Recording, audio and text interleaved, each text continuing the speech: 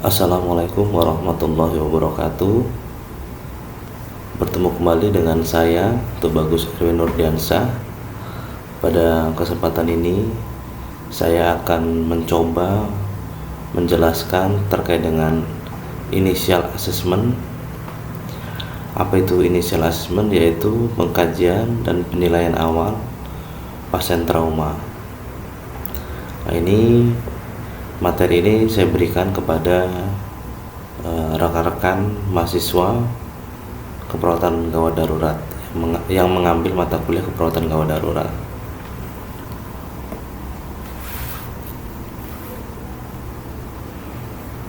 Nah, initial assessment ini merupakan penilaian awal. Hal ini dilakukan yang berguna untuk menilai hal-hal yang mengancam nyawa korban serta bagaimana menangani korban dengan cepat dan tepat. Karena suatu kondisi emergensi itu perlu penanganan cepat dan tepat karena bermain dengan waktu. Ya. Apabila keterlambatan dilakukan, pasti akan menimbulkan setidaknya adalah kecacatan ataupun kerusakan otak. Nah, itu yang tidak diharapkan pada pengelolaan korban trauma. Penderita dalam keadaan krisis atau emergensi tidak hanya memerlukan penanganan yang cepat, tapi juga harus pengelolaan yang tepat guna, ya, yang bertujuan untuk menghindari kematian dengan harapan sembuh total serta menghindari kecacatan. Nah, prinsip ini yang harus selalu diingat, ya, karena kondisi gawat darurat bermain dengan waktu. Initial assessment terdiri dari primary survey dan secondary survey. Untuk primary survey sendiri nanti akan ada penanganan dengan menggunakan rumus ABCDE dan resusitasi. Akan tetapi nanti akan juga ada tambahan untuk primary survey, yaitu FGHI. Ya. Kemudian masuk pada secondary survey. Apa yang dilakukan pada secondary survey yaitu anamnesis serta pemeriksaan head to toe. Pemeriksaan dari ujung kepala sampai dengan ujung kaki. Hal ini untuk mengetahui apakah ada perlukaan atau cedera yang diakibatkan oleh trauma itu.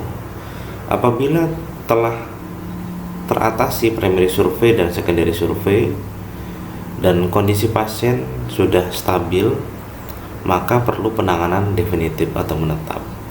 Bisa jadi pelayanan rujukan ke rumah sakit yang sesuai dengan kondisi pasien, atau pelayanan rujukan di dalam satu instansi pelayanan kesehatan rumah sakit itu sendiri.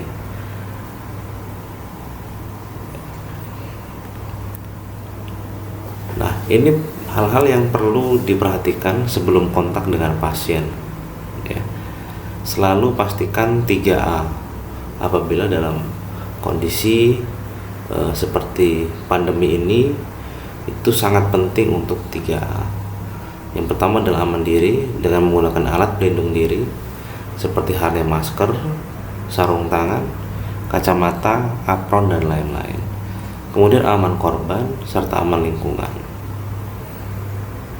Setelah itu, tahapan kedua ada identifikasi keadaan umum, cek respon dengan rumus AVPO, ya, alarm, verbal, pain, dan unresponsive. Nah, ini perlu dilakukan untuk menilai kesadaran dari pasien atau korban. Apabila pasien itu sadar, kita lakukan pemeriksaan lanjut sesuai dengan keluhan. apa yang dikeluhkan korban pada saat itu, kita lakukan pemeriksaan. Akan tetapi ketika korban itu tidak sadar, maka masuk pada tahapan primary survey. Apa itu primary survey? Nah, ini adalah tahapan-tahapan yang ada pada primary survey. A dengan rumusan A, B, C, D, E ya.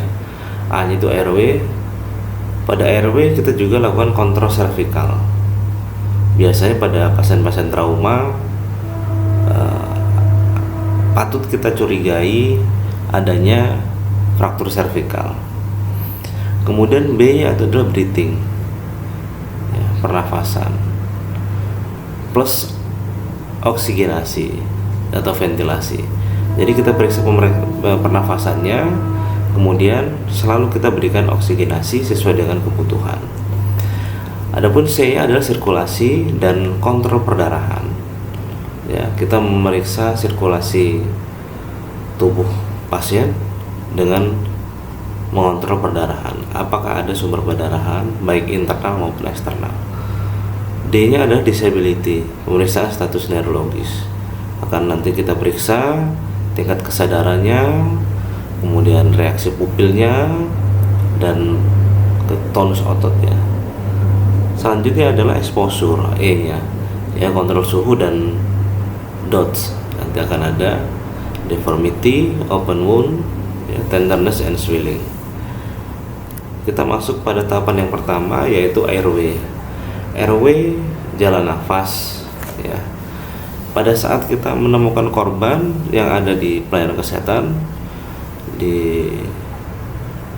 baik di IGD maupun di ICU, kita pertama kali kita coba ajak korban untuk berbicara ya.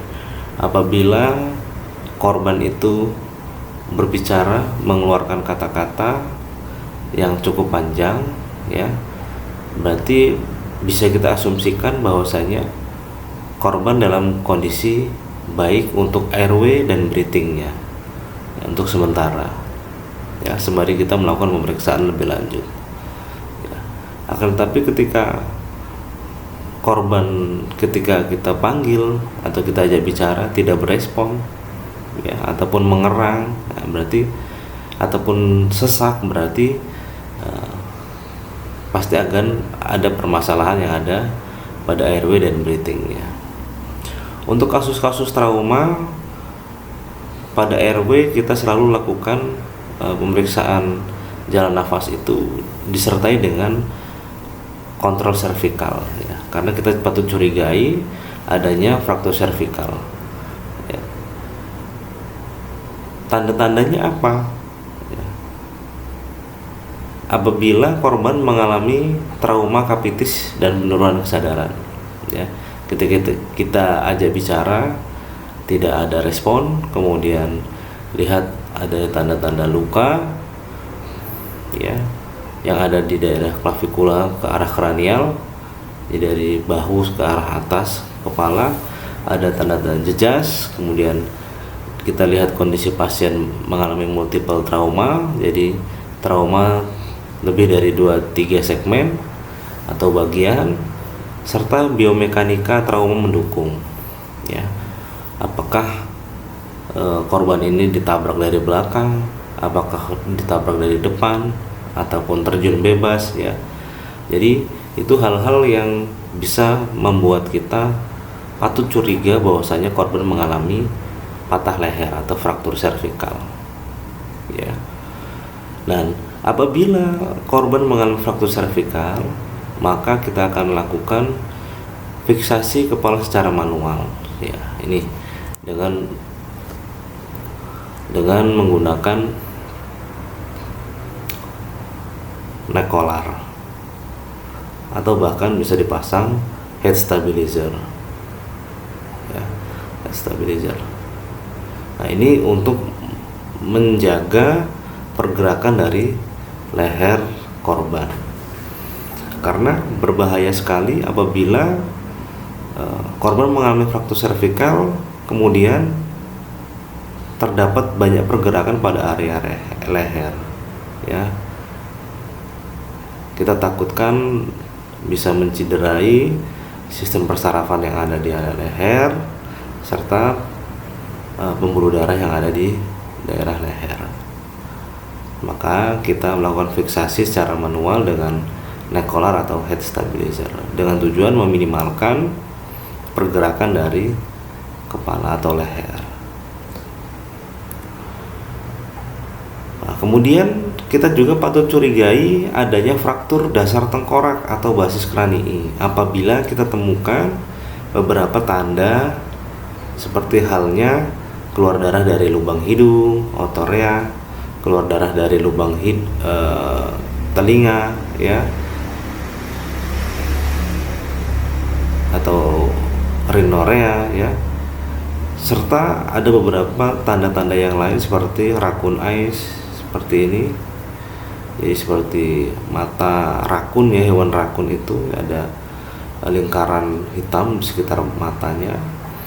Kemudian battle sign, ya, seperti ini battle sign seperti ada bekas memar di belakang telinga, ya. Kemudian bidil hematum seperti halnya raccoon eyes itu di area sekitar area mata. Nah, untuk pasien dengan tanda-tanda ini atau korban dengan tanda-tanda ini, kita patut curigai bahwasanya korban mengalami fraktur dasar tengkorak. Ya. Jadi kita tidak bisa melakukan pemasangan NPA, ya, atau alat untuk membebaskan jalan nafas. Kemudian pada RW kita lakukan pemeriksaan kepatenan jalan nafas dengan head tilt chin lift kalau non trauma. Tapi kalau untuk trauma kita menggunakan teknik jaw thrust, ya. Kemudian kita lihat dulu listen and feel dengan kita lihat pengembangan dada korban, dengarkan suara listen atau mendengarkan suara nafas korban, rasakan hembusan nafas korban, ya. Pada RW kalau kita temukan suara nafas yang tidak baik seperti halnya gargling, seperti orang kumur-kumur, ya, itu tindakan yang kita lakukan adalah lock roll ataupun suction. Jadi dengan kita lock roll, kita miringkan, harapannya penumpukan darah tidak ada di saluran pernafasan yang menyebabkan gargling. Ataupun kita lakukan suction kalau memang ada alatnya, kita lakukan penghisapan darah itu. Kemudian apabila ditemukan suara snoring, ya, snoring ini mengorok, ya, jadi snoring ini lidah jatuh, pangkal lidah jatuh ke belakang. Jadi kita menggunakan tindakannya adalah pemasangan orofaringeal RW, OPA atau nasofaringeal sesuai dengan indikasinya. Tadi kalau semisal korban ini mengalami kita curigai fraktur dasar tengkorak, kita tidak boleh memasang NPA karena yang kita takutkan NPA-nya bisa masuk pada area kranium, ya. Kemudian kalau semisal kita temukan suara stridor, ya, seperti halnya ada suara penyempitan yang diakibatkan oleh penyempitan di nasofaring, ya, itu bisa kita lakukan intubasi, ya, ETT. Selanjutnya breathing, ya, breathing dengan bantuan oksigenasi. Pada breathing ini kita dengarkan suara nafas dari korban, ya, suara nafas. Apakah ada suara nafas yang bisa menandakan kondisi yang gawat, ya. Normalnya pernafasan orang dewasa itu sekitar 20 kali per menit, ya. Kalau untuk anak-anak 30 kali per menit, sedangkan untuk bayi 40 kali per menit. Ya, tidak ada sesak. Ya. Jadi kalau kita temukan korban dalam kondisi sesak, ya, semakin lama semakin berat, kita patut curigai ada hal-hal yang berhubungan dengan breathing, ya, hal-hal yang mengancam nyawa maksudnya. Ya. Kemudian pada breathing ini kita lakukan pemeriksaan, yaitu IAPP. I-nya adalah inspeksi. Jadi kita buka baju korban, kemudian kita lihat apakah ada jejas, tanda-tanda luka, ya. Kemudian kita lihat ekspansi parunya, pengembangan dadanya simetris atau tidak antara kanan dan kiri, ya, untuk inspeksi. Selanjutnya auskultasi. Kita dengarkan suara paru, kita dengarkan suara jantungnya, ya. Kita dengarkan bising nafasnya. Jadi dengan menggunakan alat bantu stetoskop kita dengarkan atau auskultasi dari suara paru dan jantung. Kemudian P-nya adalah perkusi. Kita bandingkan antara kedua sisi. Apakah suara yang ditemukan hipersonor, apakah dullness, ya. Berarti itu akan menandakan apakah ada jebakan udara di dalam rongga toraksnya, apakah ada jebakan darah di dalam rongga toraksnya. Selanjutnya pemeriksaan yang selanjutnya dilakukan adalah palpasi. Jadi perabaan. Kita raba rongga area dada korban, apakah ada krepitasi, ada flail chest atau fraktur iga dengan kita lakukan palpasi. Hal itu dilakukan untuk melihat apakah ada kondisi-kondisi yang bisa mengancam nyawa yang masuk pada area breathing. Dan ini adalah 4 kondisi yang bisa mengancam nyawa korban pada breathing.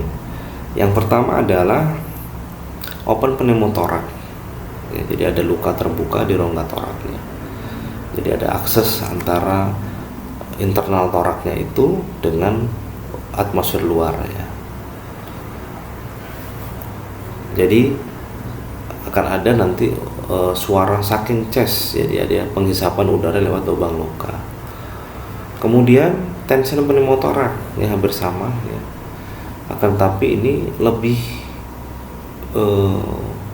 besar tekanannya sehingga bisa sampai mengecilkan dari paru-paru yang berbatasan langsung dengan luka terbukanya tadi, ya, bisa menyebabkan trakea bergeser, kemudian distensi vena leher. Kondisi ketiga yang bisa mengancam nyawa pada breathing yaitu hematotoraks, perdarahan dalam rongga toraks, ya. Jadi paru-parunya itu tertekan oleh darah sehingga bisa membuat paru-parunya lebih kecil. Atau yang keempat adalah flail chest, ya, dengan kontusio paru. Jadi ada rusakan beberapa segmen iga yang menekan dari paru-paru, ya. Jadi fraktur iga ada 2 atau 3 segmen atau lebih yang menekan dari rongga torak atau paru-paru dari korban. Itu adalah 4 gangguan yang sering terjadi pada breathing yang bisa mengancam nyawa korban. Selanjutnya adalah tindakan pada gangguan breathing. Nah, ini adalah tindakan untuk sementara memberikan penanganan awal pada 4 gangguan tersebut. Yang pertama, open pneumotoraks. Kita bisa lakukan tindakan dengan pemasangan kasa 3 sisi. Nah, ini pemasangan kasa 3 sisi sehingga udara ketika ekspirasi akan keluar melalui sela-sela dari kasa yang tidak kita berikan perekat, ya. Akan tetapi ketika inspirasi tidak ada udara yang bisa masuk melalui lubang dari rongga torak itu. Kondisi kedua adalah tension pneumotorak. Kita lakukan kolaborasi dengan medis untuk melakukan needle thoracocentesis ya. Jadi pemasangan jarum lubang pada interkosta 2 untuk bertujuan mengeluarkan jebakan udara yang ada di rongga torak.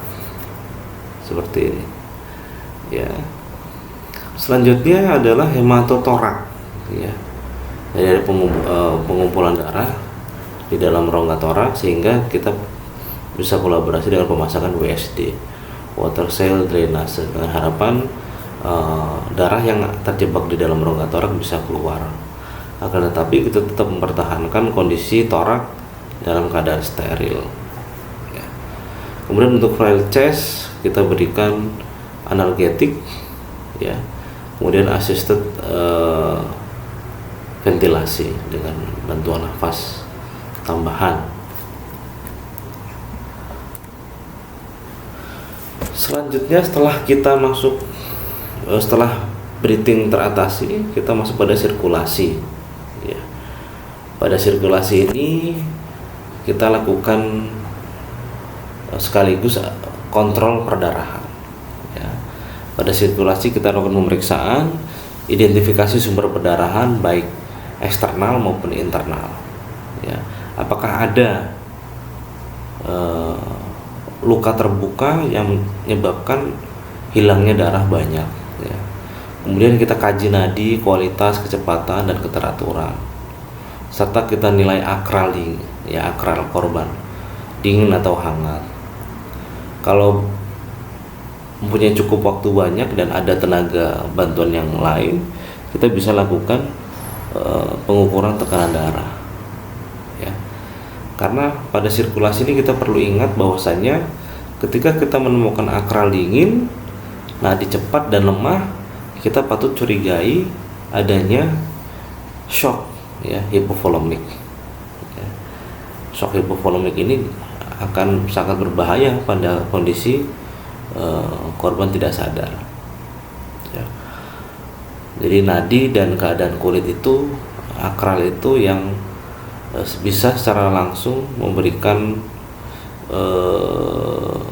penilaian yang cepat pada status hemodinamik dari korban. Pada sirkulasi kita lakukan kontrol perdarahan karena kita patut curigai kalau misal ada perdarahan dari luar eksternal, kita bisa lakukan penekanan langsung atau direct pressure ya, pada area yang mengalami luka secara eksternal ya. Yang berbahaya adalah ketika terjadi perdarahan internal ya, karena tidak serta-merta bisa kita lihat, akan tetapi kita bisa mengindikasikan pada beberapa kondisi ketika ya, semisal sudah kita berikan infus dengan 2 jalur, akan tetapi masih tekanan darahnya masih turun, misal nadinya masih lemah ya, kita bisa curigai bahwasanya terjadi perdarahan internal ya, baik di rongga torak ataupun rongga abdomen ataupun rongga pelvis ya, atau di tulang panjang ya, di femur. Itu yang kita bisa lakukan pada tahapan sirkulasi. Tindakan pada sirkulasi yaitu yang sering dilakukan adalah pemasangan intravenal line ya, infus dengan 2 jalur ya, 2 jalur sekaligus dengan menggunakan cairan kristaloid Ranger laktat yang dihangatkan ya, sebaiknya dihangatkan. Kemudian tinggikan ekstremitas bawah, posisi shock ya, dengan posisi Trendelenburg ya. Kemudian cari sumber perdarahan dengan direct pressure. Kemudian apabila terjadi perdarahan di abdomen atau di pelvis, kita pasang gurita ya, kita pasang gurita. Nah ini untuk melakukan penekanan pada sumber perdarahan yang ada di abdomen maupun di pelvis. Selanjutnya setelah sirkulasi yaitu adalah disability. Nah, disability ini kita kaji status neurologis korban, tingkat kesadarannya dengan menggunakan indikator GCS ya, Glasgow Coma Scale. Jadi kita perhatikan, jadi kita hati-hati jika GCS itu turun lebih dari 2 angka, yang mana normalnya adalah Compos Mentis 15 ya. Dengan kita melihat 3 respon, yaitu respon mata, respon verbal, dan respon motorik. Kemudian kita juga kaji tanda-tanda lateralisasi ya, seperti halnya pemeriksaan pupil ya, apakah isokor atau anisokor ya, ataupun tanda-tanda laterasi yang lain.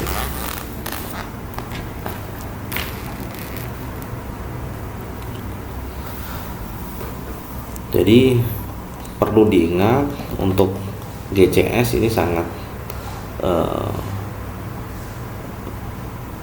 membantu untuk penilaian pada status neurologis korban. Selanjutnya adalah exposure ya. Jadi dengan pada tahapan exposure kita membuka pakaian pasien, akan tetapi tetap kita cegah hipotermi dengan memasang selimut atau mengatur suhu ruangan ya. Kemudian kita periksa seluruh permukaan tubuh pasien ya. Kita periksa adanya dots, dia adalah deformity atau deformitas, apakah ada kelainan bentuk ya, fraktur segala macam, dislokasi segala macam, atau kemudian O nya adalah open wound, luka terbuka, apakah ada luka terbuka. Kemudian T nya ada tenderness, nyeri tekan, kita cari apakah ada nyeri tekan. S nya adalah swelling atau pembengkakan. Nah, ini kita lihat ketika pada tahapan exposure ya. Kemudian ABCDE setelah selesai kita lakukan evaluasi. Jadi kita harus pantau ulang untuk tindakan yang telah kita lakukan. Bisa jadi ketika kita sudah nyampai tahapan exposure, RW-nya bermasalah ya, atau bleedingnya bermasalah ya, itu gunanya kita melakukan reevaluasi kondisi atau tindakan yang telah kita lakukan ya. Setelah tahapan primary survey intinya ya, ada primary survey tambahan ya. Ada F nya adalah Foley catheter dengan berfungsi untuk menilai balance cairan, untuk melihat keseimbangan hemodinamik tubuh. Akan tetapi ada kontraindikasi apabila terjadi ruptur uretra ya. Jadi tidak, kalau uretra ruptur takutnya Foley catheternya bisa keluar dari uretra. Kemudian pemasangan gastric tube atau NGT ya, ini berfungsi untuk dekompresi lambung, meminimalkan aspirasi ya, meminimalkan distensi lambung ya. Tetapi kontraindikasinya adalah fraktur basis kranii. Jadi ketika ada korban dengan fraktur basis kranii, kita tidak usah pasang NGT karena tadi hampir sama dengan nasopharyngeal airway. Kita takutkan akan masuk pada rongga kranial ya, atau masuk pada rongga otak. Kemudian hanya adalah heart monitor ya. Jadi heart monitor kita gunakan untuk mengetahui gangguan listrik jantung dan lain-lain, atau tanda-tanda vital korban ya, sehingga kita bisa lebih mudah untuk melakukan reevaluasi, mungkin semisal per 15 menit, per 20 menit, atau per 30 menit ya. Selanjutnya adalah imagery-nya adalah pemantauan lokasi cedera atau kondisi yang mengancam, semisal ada perdarahan internal, atau tadi open pneumotorak, tension pneumotorak ya, atau hematotorak, kita bisa dapatkan informasi itu dari ronsen ya. Nah, itu adalah primary survey tahapannya, ada A, B, C, D, E itu yang utama, ada primary survey tambahan F, G, H, I. Setelah primary survey selesai, kita masuk pada secondary survey ya. Pada tahapan secondary survey ini kita lakukan pemeriksaan dari ujung kepala sampai ujung kaki. Ya, itu di situ kita lihat kondisi kepala, apakah ada luka, apakah ada jejas, ya, apakah ada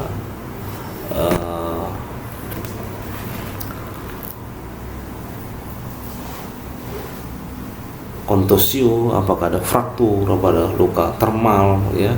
Jadi kita lihat, kita periksa dari ujung kepala sampai dengan ujung kaki, ya.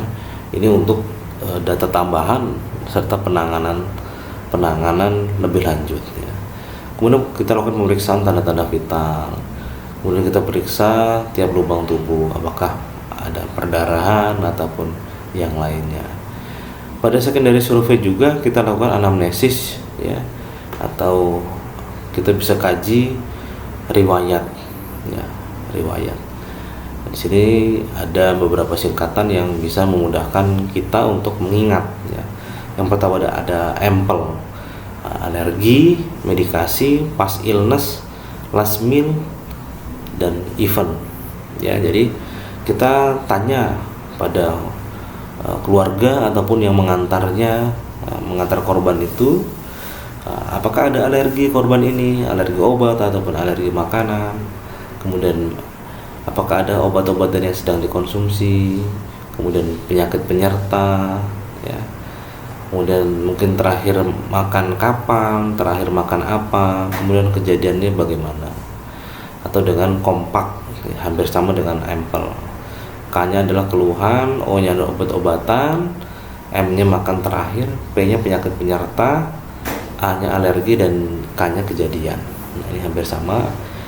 Kita lakukan pemeriksaan pada riwayat, ya, riwayat korban.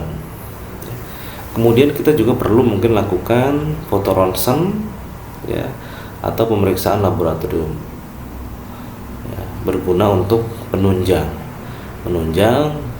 kondisi pasien, atau berguna untuk menentukan terapi yang tepat untuk pasien atau korban, ya. Itu tahapan pada secondary survey. Nah, jadi kita bisa simpulkan bahwasannya untuk initial assessment adalah penilaian awal kondisi korban trauma yang mencakup primary survey dan secondary survey.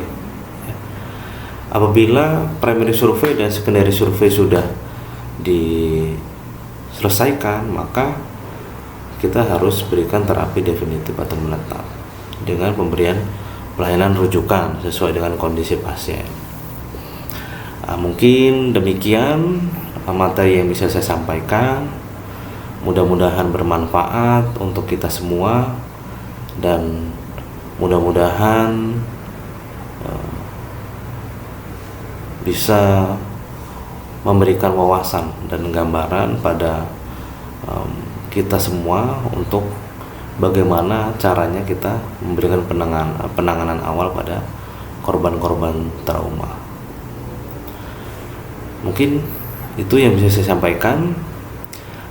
Apabila ada salah kata ataupun hal-hal yang kurang berkenan, saya mohon maaf yang sebesar-besarnya. Kalaupun ada koreksi, bisa disampaikan melalui kolom komentar. Dan apabila ingin tetap mendengarkan ataupun mendapatkan informasi seputar kesehatan atau materi-materi kuliah, bisa tetap mengunjungi channel saya di YouTube, yaitu Abuya Family, dan jangan lupa tekan tombol subscribe, ya, share dan like serta komen. Mudah-mudahan channel ini tetap bisa berkarya dan memberikan manfaat untuk kita semua. Terima kasih, saya akhiri. Wabillahi taufiq wal hidayah. Wassalamualaikum warahmatullahi wabarakatuh.